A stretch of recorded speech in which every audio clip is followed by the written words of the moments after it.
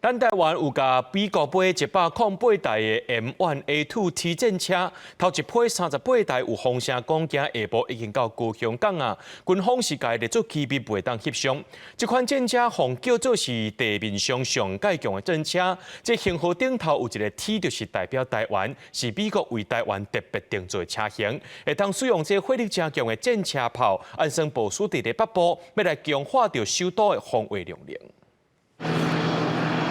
大型货柜船13下晡驶入高雄港，传出顶悬在南向美国买第一批38台地表上强战车 M1A2T 战车，不过因为牵涉国防机密相关资讯保密，可能会下载时间点要禁止空中掠影禁令。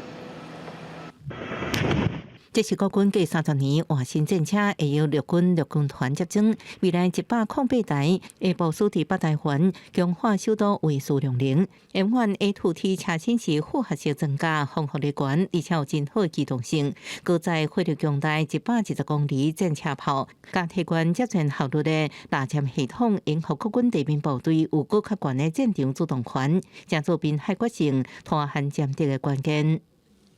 确认完目标，然后让炮手接战。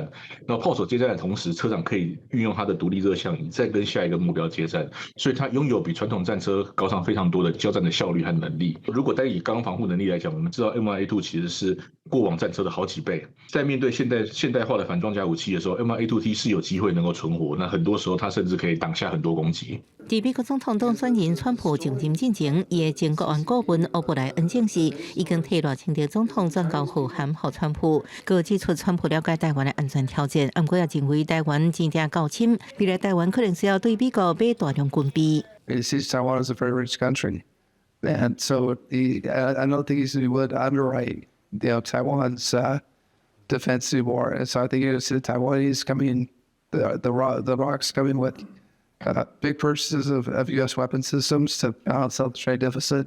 欧布莱恩的讲法也呼应川普真济摆表达台湾影响美国赴防务费用的态度。欧布莱恩也评估川普2.0的延续战略模糊，不过伫各界行政因素布局方面有真大的挺大力头。记者综合报道。